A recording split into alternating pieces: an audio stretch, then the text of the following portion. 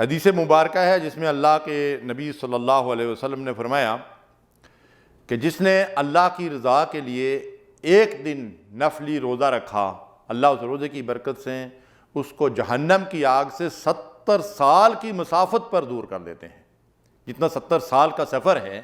اس قدر وہ ایک روز نفلی روزے کی برکت سے جہنم کی آگ سے دور ہو جاتا ہے۔ تو نفلی روزے باقی ہیں، ابھی الحمدللہ شوال کا مہینہ شروع ہو چکا ہے۔ شوال کے مہینے میں جس نے رمضان کے روزے پورے کرنے کے بعد 6 روزے رکھ لیے، اللہ تعالیٰ اس کو سال بھر روزے رکھنے کا اجر و ثواب عطا فرماتے ہیں، جیسا کہ نبی کریم صلی اللہ علیہ وسلم کا فرمان ہے۔ اور یہ روزے ضروری نہیں ہے کہ آپ لازماً 2 شوال سے ہی شروع کریں اور ایک ساتھ 6 روزے جو ہے وہ رکھیں، بلکہ پورے شوال کے مہینے میں کسی بھی ترتیب کے ساتھ آپ یہ 6 روزے پورے کر سکتے ہیں۔ اور اس میں ایک اور اہم بات ہے کہ جمعہ کا روزہ صرف آپ اکیلا نہیں رکھ سکتے۔ اگر آپ جمعرات کو روزہ رکھیں تو اس کے ساتھ جمعہ کا روزہ بھی رکھ سکتے ہیں، اور جمعے اور ہفتے کا روزہ رکھیں تو پھر بھی آپ جمعے کا روزہ رکھ سکتے ہیں، لیکن کوئی بھی نفلی روزہ صرف جمعہ کا دن جو ہے وہ نہیں رکھا جا سکتا۔ ہاں، اگر عاشورہ اور عرفہ کا روزہ جو ہے وہ جمعے کے دن آ جائے تو وہ رکھا جا سکتا ہے۔ تو اس لیے نفلی روزے جو ہیں وہ الحمدللہ اب بھی باقی ہیں۔ شوال کے روزوں کے علاوہ آپ کو پتہ ہے کہ ایام ذی الحجہ کے روزے ہیں، یوم عرفہ کا روزہ ہے، پیر اور جمعرات کے نفلی روزے ہیں، ایام بیض کے 13، 14، 15 چاند کی تاریخوں کے روزے ہیں، اور محرم کے روزے ہیں۔ تو اس طرح سے روزوں کی عبادت جو ہے وہ ان کی بڑی اہمیت ہے، جیسا میں نے آپ سے عرض کیا۔ تو یہ نفلی روزے جو ہے وہ رکھے جا سکتے ہیں۔ اب نماز اگر ہم نے رمضان میں باقاعدگی سے پڑھی ہے تو نماز تو ہمیشہ کے لیے ہم پر 5 وقت کی نماز فرض ہے، اور یہی اسلام اور مسلمانی کی اور ایمان اور دین کی پہچان اور بنیاد ہے، اور آخرت میں بھی یہی ہماری پہچان بنے گی۔ اس لیے ہم رمضان کے بعد بھی 5 وقت پابندی سے نماز جو ہے وہ ادا کریں، نوافل کا اہتمام بھی جو ہے وہ کریں، اور پھر جو اذکار مسنونہ ہیں رمضان میں اگر ہم نے اللہ کا ذکر کیا ہے تو نماز کے بعد کے جو اذکار ہیں یا صبح اور شام کے جو اذکار ہیں ان کا پوری طرح اہتمام کریں۔ رمضان میں اگر ہم نے دعائیں کی ہیں تو بے شک رمضان قبولیت کا مہینہ ہے، لیکن یہ ہے کہ دعا تو ایک ایسی عبادت ہے جس کے بارے میں نبی صلی اللہ علیہ وسلم نے فرمایا الدعاء هو العبادہ، دعا مخ العبادہ، دعا ہی اصل عبادت ہے، دعا عبادت کا مغز ہے۔ تو دعا کے تو ہم ہر وقت محتاج ہیں، تو ہمیں رمضان کے بعد بھی اللہ تعالیٰ سے خاص طور پر دعائیں کرنا چاہیے، اور خاص کر جو قبولیت کے اوقات ہیں، سحری کا وقت ہے، اذان اور اقامت کے درمیان کا وقت ہے، نمازوں کے بعد کا وقت ہے، قرآن کی تلاوت کے بعد، تو یہ دعا کی قبولیت کے جو اوقات ہیں ان میں خاص طور پر دعا کا اہتمام جو ہے ہمیں کرنا چاہیے۔ رمضان میں ہم نے اگر صدقہ خیرات کیا ہے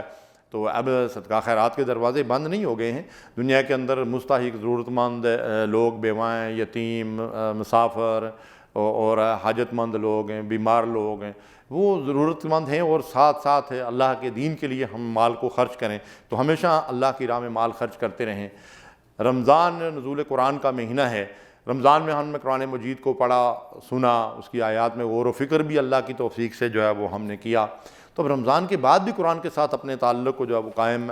رکھنا ہے، قرآن مجید کی تلاوت بھی کرنی ہے، اس کو سمجھ کر پڑھنا ہے، اور قرآن مجید کے پیغام کو دوسروں تک پہنچانا ہے، قرآن کے مطابق عمل کرنا ہے۔ تو قرآن تو اللہ تبارک و تعالیٰ کی طرف سے ہماری زندگی کا سلیبس ہے جو ہمیں دیا گیا ہے۔ تو جیسے ایک طالب علم اپنے سلیبس کی کتابوں کے ساتھ جڑا رہتا ہے، اس کے ساتھ محنت کرتا ہے، پڑھتا ہے، ان کو سمجھنے کی کوشش کرتا ہے، سمجھ کر ان کو ہضم کرتا ہے، اسی طریقے سے ہمیں قرآن کو سمجھ کر پڑھنا چاہیے تاکہ اس کے مطابق عملی زندگی بسر کر سکیں۔ ذکر اور استغفار ہے تو نبی صلی اللہ علیہ وسلم جو معصوم عن الخطا ہیں اور سید المعصومین ہیں، فرماتے ہیں کہ میں روزانہ 100 مرتبہ اللہ سے استغفار کرتا ہوں۔ تو ہمیں ہمیشہ اللہ سے توبہ کرتے رہنا چاہیے، استغفار کرتے رہنا چاہیے، اللہ سے اپنے گناہوں کی بخشش طلب کرنا چاہیے۔ اللہ کا ذکر ہمہ وقت، الذین یذکرون اللہ قیاما وقعودا وعلی جنوبہم، جو اٹھتے بیٹھتے کھڑے بیٹھے لیٹے ہر حال میں اللہ کو یاد کرنے والے ہیں، تو ہم ہر حال میں اللہ کو یاد کرنے والے بن جائیں۔ اللہ کی یاد سے غفلت ایک بہت بڑا جرم ہے، اور اس کے نتیجے میں کیا ہوتا ہے، وَمَن یعش عن ذکر الرحمن نقید لہ شیطانا فہو لہ قرین۔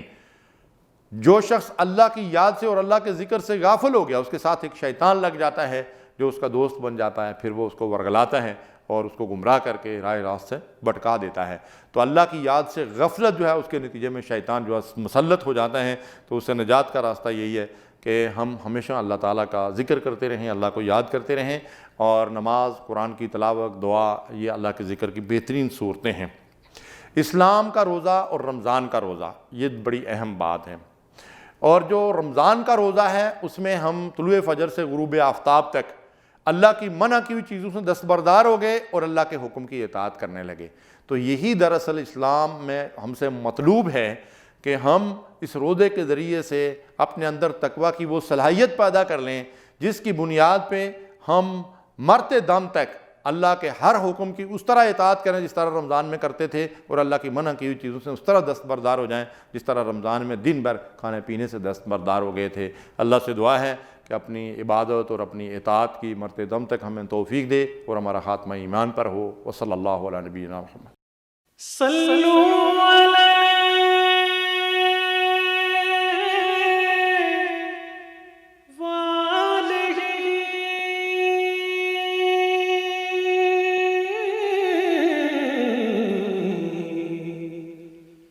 صلو علیہ